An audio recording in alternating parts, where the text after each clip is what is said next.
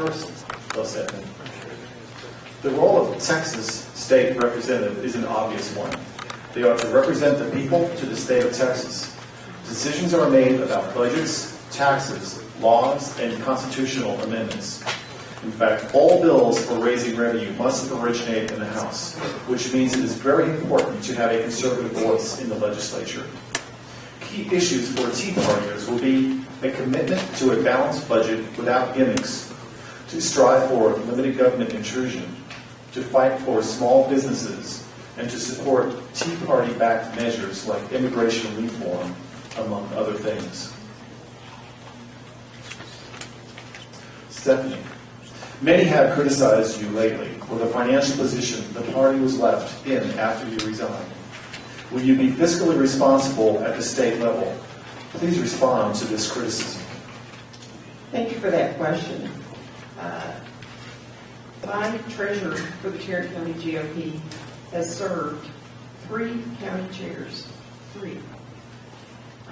And after having served under 3 county Republican chairs here in Tarrant County, my treasurer says that she can assure us that when I step down, the various operating accounts were in the black. Any claims that I left the party unable to meet its financial obligations simply false. Ken Sapp's claims are groundless and disgraceful. That is a direct quote from the party treasurer. We do not, as a local party, receive any funding from the RNC or the state party. The funds that we have to operate come from local people just like you. Okay. Recently, there have been a few elected officials who were replaced in May in the primary that I took issue with. Vicki Truitt is a great example. She was trying to pass legislation that would raise the gas tax. And I publicly came out and opposed that because it was not good for the taxpayers. And as a consequence of that, she and some others have decided not to support the local party. But when you look at the product of the product of the party is winning elections. And we have a stellar record of winning elections. We're the only large Republican county in Texas that's in an urban area. Harris County, Dallas County have all gone Democrat. In fact, we are ranked nationally based on our performance in elections, and I'm very proud of that.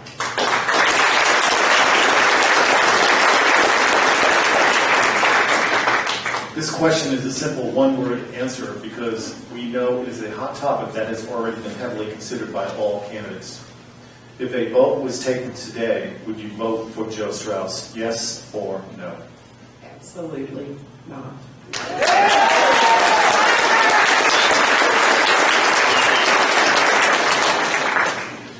Question number 3. It has been said recently that you have lived in the district you are now hoping to represent for only 4 months. How can you truly understand the district and its needs with this being true? Thank you so much for that question. My opponent, a PAC affiliated with my opponent's consultant, has sent out some illegal mailings this week alleging that. I have lived in my same home for 12 years. Furthermore, I grew up in Richland Hills, attended Garfield schools, and continued to live there until I went off to college. When I graduated from TCU with my nursing degree, I went to work in a hospital in the district. So I do believe I am in touch with the district and would encourage you to not pay attention to those negative attacks by my opponent. Furthermore, those mailings are illegal. Illegal because that PAC does not have the required number of donations. They filed a report on Monday and said they had no donors. This is something that my opponent's political consultant has done in other areas of the state, and there's litigation pending.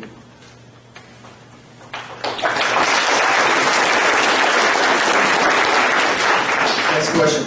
Can you name 2 programs or departments in Texas now that you would be in favor of abolishing altogether? Absolutely.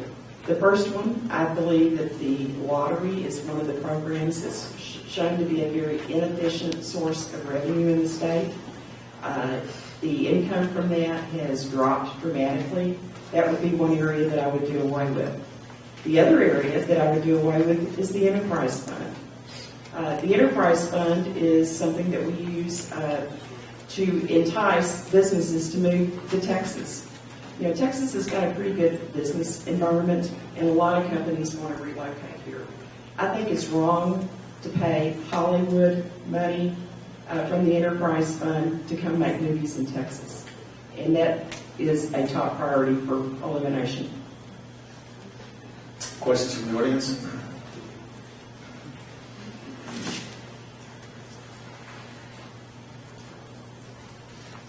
I know you were the GOP county chairman for 6 years. That is a full-time job. I know you work 40 hours or more per week. That equals over 12,000 hours. How much are you paid for these hours? Absolutely nothing. Yeah, the GOP chair position is an elected position. The primary voters vote and make that choice, but you're paid absolutely nothing. And in some counties, they do not even have a full-time year-round headquarters. We have for many years. Next question. Will you support or oppose a state income tax, and why? There are movements to eliminate personal property taxes with alternate taxing methods. Would you be open to alternate taxing methods, thus allowing a person's property to be truly owned by the individual?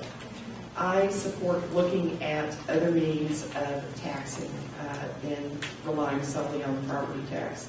There is a handout that is here in the audience and another illegal mailer that my opponent's consultant affiliated PAC sent out that says that I support raising, doubling the sales tax. And nothing could be further from the truth. I've never said that. It also says that Texans for Fiscal Responsibility is not a conservative organization.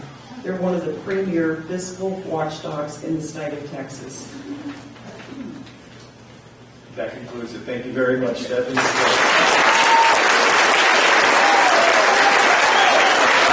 This question requires a simple one-word answer because we know it is a hot topic that has already been heavily considered by all candidates.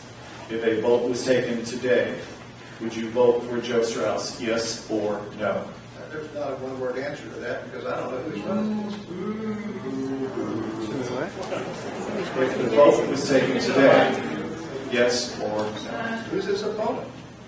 I mean, I'll tell you this. If he's the only person that's a candidate for speaker, if he is the only person that's a candidate for speaker, the race hasn't been held yet, please.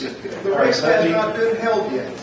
I really, the gamesmanship that's happening on this topic is absolutely amazing. Everyone in this room that has any knowledge of the political process knows how the Speaker of the House of Representatives is elected. There is a caucus, there is a vote. There are candidates at that point in time. I do not know yet who is going to be in that caucus and who is going to run. You know the history of people have said they were going to run and they pulled out. I think this is ludicrous. No person with any integrity or any management skill that's involved in making decisions would make a decision before the facts and circumstances have been applicable. So I will tell you, I get tired of being branded as being a liberal, being anything other than a conservative. I take offense to it. My record proves otherwise, and I hope tonight we'll get at the circumstances that support that. Question number 2. You recently co-founded and chaired a group that pushed a $128 million bond package. You also vehemently opposed a senior tax freeze when it was on the ballot in your hometown. Under what circumstances should a new tax be implemented or current ones raised? Well, let me deal with the first one, BISD for kids.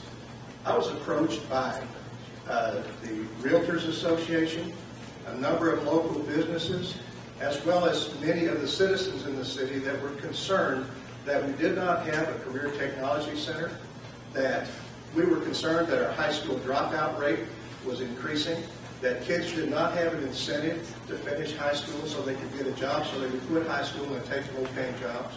We had Richmond High School. I don't know if there's anybody here that graduated from Richmond High School that understood the conditions of that high school, or anyone in here graduated from Halton High School that understood the conditions of that high school. A committee was formed, a citizen committee, a bond package was put together, it was put before the voters, and the voters overwhelmingly approved it. The second thing, the senior tax freeze. I did oppose the senior tax freeze, as any conservative would have. This was a law that could never be amended or repealed. Now, aren't we glad that Obamacare was not presented in that same fashion? Never be amended or repealed. Also, the senior tax freeze worked against seniors. It provided no tax reform. It froze taxes. At that time, North Richland Hills had a $36,000 exemption. Exemption reduces your taxes. Our neighboring cities had a $50,000 exemption. I was informed that if we passed the tax freeze, that exemption would never be raised. I also have to point out that if you freeze taxes on homeowners, what happens to non-homeowners? This bill was proposed to be a benefit to seniors. Who are our most vulnerable seniors? They don't own a home. And as my opponent knows, when your taxes go up, your rents go up. If you're at a retirement center and their taxes go up, the cost of being in that retirement center goes up. And the last thing I'd like to point out, it exploits seniors. It actually works to the opposite purpose that it was intended. I have seen cities use the tax freeze to raise taxes by telling seniors, you can vote for this, it will raise your taxes on your neighbor, but it will not raise them on you. That's exploitation. I thought that exploiting and scaring seniors was a Democrat strategy. So I stand by my action. Question number 3. In 2009, the city manager's office for North Richland Hills proposed that the city support Obama's stimulus plan. The proposal noted that the city had several shovel-ready projects which were ready to receive stimulus funding and worth $680 million. As a city councilman, you voted to support this plan. When so many of us were working to defeat the Obama stimulus program, why did you vote to support it? Well, I did nothing to support Obama's stimulus plan. Practice in many cities, matter of fact in most cities, is that we have projects that are co-funded, particularly thoroughfares that go through your cities and so forth. They're funded through several sources. In that case, where there were projects on the list that North Richland Hills would benefit from and their cities would benefit from, I supported that. And as a result of that, we have better roads, we have better streets in our cities. I would tell you this, I know that there's a community development block grant program. I personally thought that the community development block grant program should have been eliminated altogether. There is really no need for cities to become dependent on government programs. I have to be honest though, they're going to give out the money. And where we had desperate needs in certain areas of our city, where those roads needed to be repaired for the benefit of those citizens who are in those disadvantaged communities, that's what we did. And I stand by it. As a city councilman in 2009, you voted in support of a proposal that law enforcement should not be mandated to enforce civil immigration laws. The proposal also called for a guest worker program. Indeed, the Fort Worth Star-Telegram also reported that you would support a guest worker program. What ideas do you have for immigration reform for Texas? And does it include a guest worker program? Well, has anyone read the Republican platform? What is it called for? Anybody We recall? got snookered. All right. So I actually don't agree with the Republican platform because I think it's too liberal on immigration. I strongly support and believe that anyone who has a job in this country should have evidence of being a legal right to be here. Illegal immigration is stealing our jobs from people who are here legally. It's causing our education costs to escalate, and being involved in public education here, I can show you definite examples. You can go to John Peter Smith Hospital and see what the cost of illegal immigration is. I strongly oppose illegal immigration. But talking about guest workers, do you have any idea who's going to pick your lettuce? Do you have any idea who's going to work on in the valley down there to harvest the produce that is a staple of Texas? The Star-Telegram article said, I would support a guest worker program only if labor shortages exist. Is our memory of history so light that we don't remember who built our railroads, who established our factories on the East Coast, I mean, all of the situation that people can come here if their professions are duties that Americans are not willing to perform, then we should be able to bring in people legally and send them home when they're done. This is a question from the audience. Will you support or oppose a state income tax, and why? There are movements to eliminate personal property taxes with alternative taxing methods. Would you be open to alternative taxing methods, thus allowing a person's property to be truly owned by the individual? Well, I will tell you, this is an issue that troubles me greatly. My home is paid for. And the thought that through no fault of my own, maybe through illness or other factors, that failure to pay my property tax for a year could cause my homestead to be taken from me is deplorable. It's an anti-American process. Yet, in the state of Texas, we've established a funding method dependent on the property tax. My concern is I couldn't support an income tax because to me, it's like the 999 plan. The next thing you know, it's 10, 10, 10, 12, 12, 12, 14, 14, 14, 15, 15, 15. If you open new avenues of taxation, then the government uses them. I'm open, I'm a businessman. I've run significant businesses, and I'll look at anything.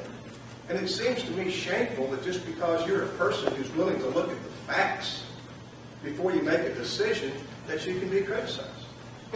And I would say one final thing. My opponent talked about all these things that I did. I'm amazed by these things that I did. If Jennifer Hall were here, she would tell you about the conversations I had with her about party finances. I said, Jennifer, I've heard rumors. I don't repeat rumors. And I won't go into that conversation because it was a personal one. But I think that someone probably needs to take a look at some of those issues. Thank you, candidate Ken Sapp.